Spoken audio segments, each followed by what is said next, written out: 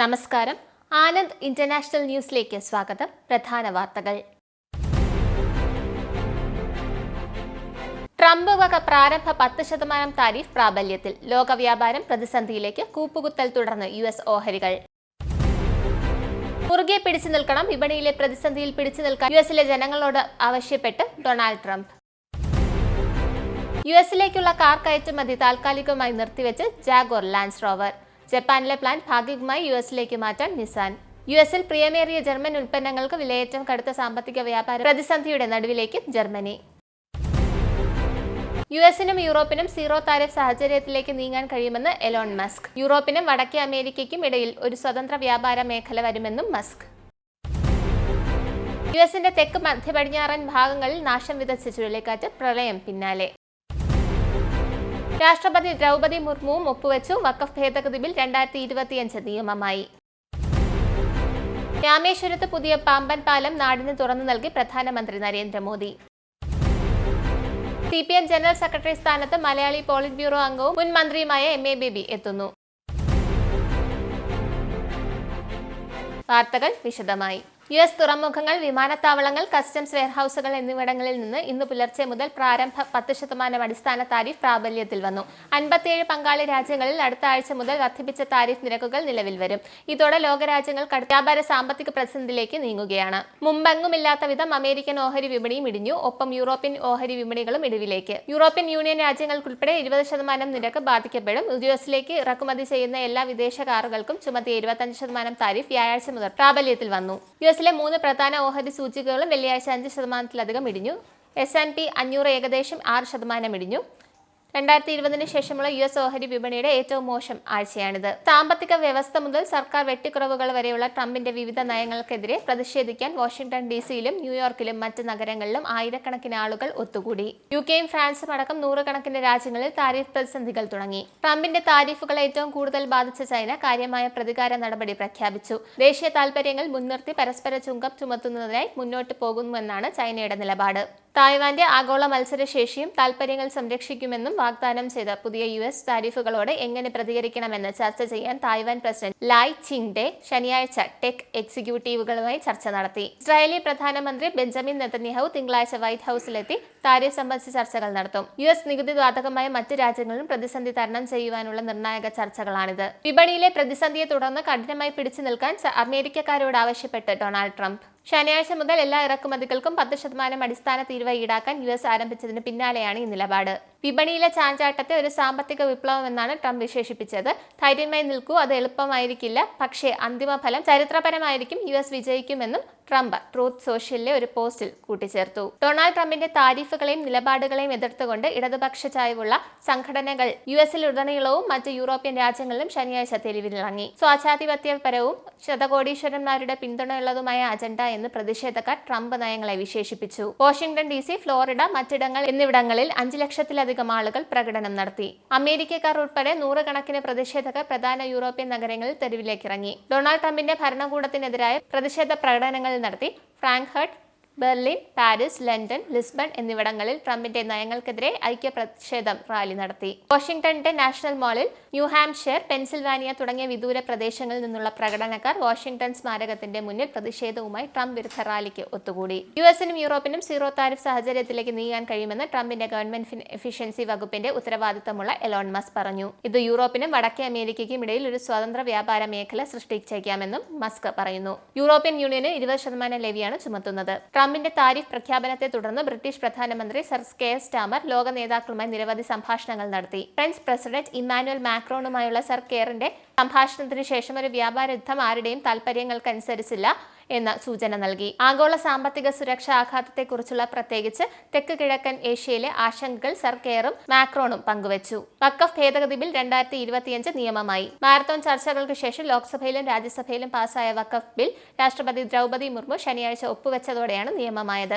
കേന്ദ്ര സർക്കാർ ഇത് സംബന്ധിച്ച വിജ്ഞാപനം പുറപ്പെടുവിക്കുന്നതോടെ പുതിയ വഖഫ് നിയമം പ്രാബല്യത്തിൽ വരും. പോളിറ്റ് ബ്യൂറോ അംഗവും മുൻ മന്ത്രിയുമായ MA baby CPM general secretary. പാർട്ടിയുടെ 6ാമത്തെ ജനറൽ സെക്രട്ടറിയാണ് ബേബി. EMS-ന് ശേഷം കേരളത്തിൽ നിന്നും പാർട്ടി ജനറൽ സെക്രട്ടറി സ്ഥാനത്തേക്ക് എത്തുന്ന നേതാവാണ് MA ബേബി. ജനറൽ സെക്രട്ടറി സ്ഥാനത്തേക്ക് ബേബിയുടെ പേര് നിർദ്ദേശിച്ചത് രാവിലെ ചേർന്ന പോളിറ്റ് ബ്യൂറോ അംഗീകരിക്കുകയായിരുന്നു. യോഗത്തിൽ PB കോർഡിനേറ്റർ പ്രകാശ് കാരാട്ടാണ് ബേബിയുടെ പേര് നിർദ്ദേശിച്ചത്. ജനറൽ സെക്രട്ടറി ആരെന്നതിനെക്കുറിച്ച് ചർച്ച ചെയ്യാൻ ഇന്നലെ രാത്രി ചേർന്ന പോളിറ്റ് ബ്യൂറോ യോഗത്തിൽ 16 PB അംഗങ്ങളും 11 പേരും ബേബിയെ പിന്തുണച്ചു. യോഗത്തിൽ 5 പേരാണ് ബേബിയുടെ പേരിനെ എതിർത്തത്. രാമേശ്വരത്തെ പുതിയ പാമ്പൻ പാലം ഇന്ന് പ്രധാനമന്ത്രി നരേന്ദ്രമോദി രാഷ്ട്രത്തിന് സമർപ്പിച്ചു.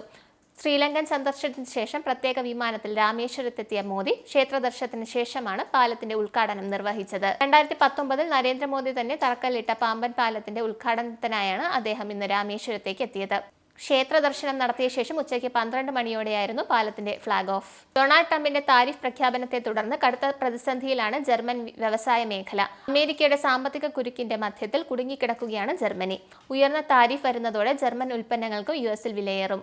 US-ൽ ജർമ്മൻ ഉൽപ്പന്നങ്ങൾ പ്രത്യേകിച്ച് BMW, മെഴ്സിഡസ്, VW, പോർഷെ കാറുകൾ, യന്ത്ര സാമഗ്രികൾ, രാസവസ്തുക്കൾ, ഫാർമസ്യൂട്ടിക്കൽസ്, മോൺബ്ലാക്ക് പേനകൾ മുതൽ ഹ്യൂഗോ ബോസ് സ്യൂട്ടുകൾ വരെയുള്ള ധാരാളം ആഡംബര വസ്തുക്കൾ എന്നിവയ്ക്ക് ഡിമാൻഡ് കൂടുതലാണ്. തൽഫലമായി US-ഉമായുള്ള ജർമ്മനിയുടെ വ്യാപാര കമ്മി മറ്റ് മിക്ക രാജ്യങ്ങളെ അപേക്ഷിച്ച് വലുതാണ്. അതുകൊണ്ട് തന്നെ താരിഫുകളുടെ ആഘാതം അതിന്റെ സമ്പദ് വ്യവസ്ഥയെ പ്രത്യേകിച്ച് കഠിനമായി ബാധിക്കും. ഫെബ്രുവരിയിലെ തെരഞ്ഞെടുപ്പിലൂടെ അധികാരത്തിലെത്തിയ ഫ്രെഡറിക് മെർസിന്റെ നേതൃത്വത്തിൽ ജർമ്മനിയുടെ പുതിയ സർക്കാർ US-ന്റെ പുതിയ താരിഫ് പ്രഖ്യാപനത്തിൽ ശക്തമായൊരു വെല്ലുവിളിയെ അഭിമുഖീകരിക്കുന്നു. ഡൊണാൾഡ് ട്രംപിന്റെ താരിഫുകളുടെ പുതിയ വ്യാപാര നിബന്ധനകൾ കാരണം ഏപ്രിൽ US-ലേക്കുള്ള കാർ കയറ്റുമതി താൽക്കാലികമായി നിർത്തുമെന്ന് ജാഗ്വാർ ലാൻഡ് റോവർ അറിയിച്ചു.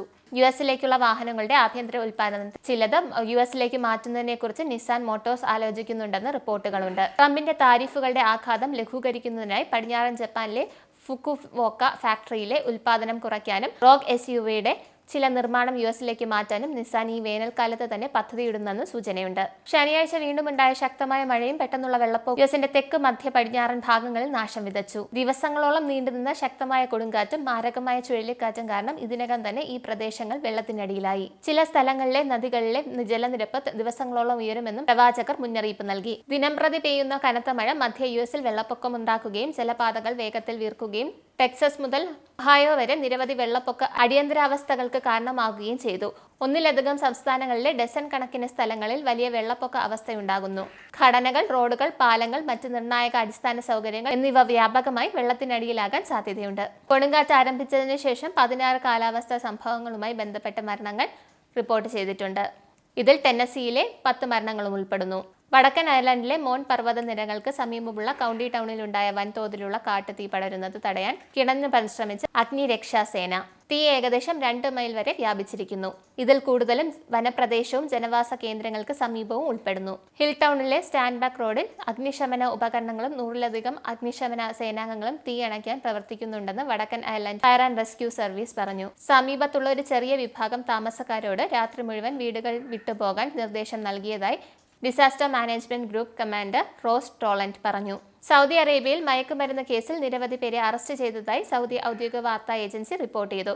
കഴിഞ്ഞ ദിവസം അസീറിലെ അൽ റബോ മേഖലയിൽ നിന്നും കടത്താൻ ശ്രമിച്ച 540 കിലോ ഖാത്ത് അതിർത്തി സുരക്ഷാ സേന പിടികൂടി. അതേസമയം ഇതേ പ്രദേശത്ത് നിന്ന് വ്യത്യസ്ത സംഭവങ്ങളിലായി കടത്താൻ ശ്രമിച്ച ഖാത്ത് പിടികൂടിയിട്ടുണ്ട്. 25 കിലോഗ്രാം ഖാത്ത് കടത്തിയതിന് 2 എത്യോപ്യക്കാരെയും 66 കിലോഗ്രാം ഖാത്ത് കടത്തിയതിന് 3 യമനികളെയും അധികൃതർ അറസ്റ്റ് ചെയ്തു. ജസാൻ മേഖലയിൽ അൽത്തവാൽ പ്രദേശത്ത് നിന്ന് 51.4 കിലോഗ്രാം ഹാഷിഷും പിടികൂടിയതായി അധികൃതർ അറിയിച്ചു. UAE-യിൽ ഹോട്ട് എയർ ബലൂൺ അപകടത്തിൽപ്പെട്ടതിൽ ആളപായമൊന്നും ഉണ്ടായിട്ടില്ലെന്ന് ദുബായ് പോലീസ് സ്ഥിരീകരിച്ചു.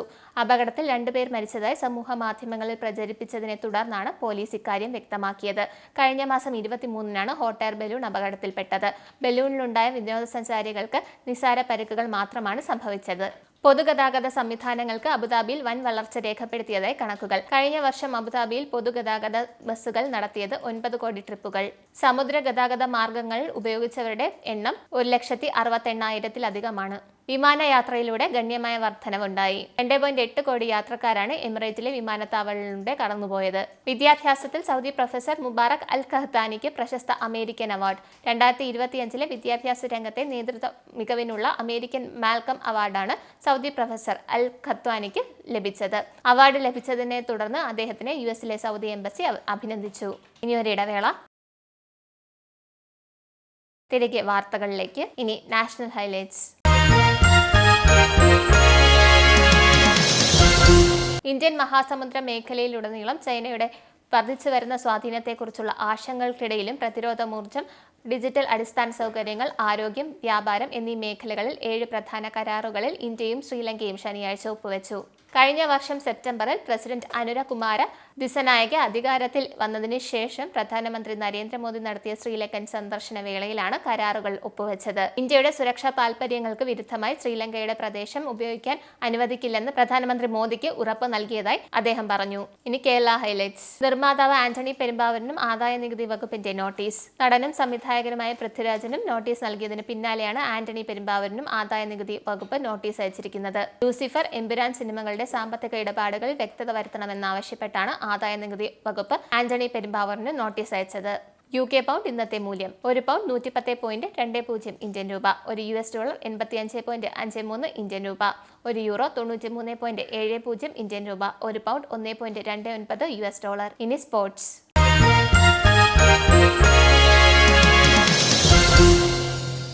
ഫുട്ബോൾ മത്സരത്തിൽ വലൻസിയ കളിമാറ്റി പിടിച്ചതോടെ ലാലിഗയിൽ റയൽ മാഡ്രിഡിന് തോൽവി. വലൻസിയ 2-1 റയലിനെ തോൽപ്പിച്ചത്. മത്സരത്തിന്റെ ഇഞ്ചറി ടൈമിൽ ഹ്യൂഗോ ഡോറോ നേടിയ ഗോളാണ് വലൻസിയയെ വിജയത്തിലെത്തിച്ചത്. പ്രധാന വാർത്തകൾ ഒരിക്കൽ കൂടി. ട്രംപ് വക പ്രാരംഭ 10% താരിഫ് പ്രാബല്യത്തിൽ. ലോക വ്യാപാരം പ്രതിസന്ധിയിലേക്ക്. കൂപ്പുകുത്തൽ തുടർന്ന് US ഓഹരികൾ.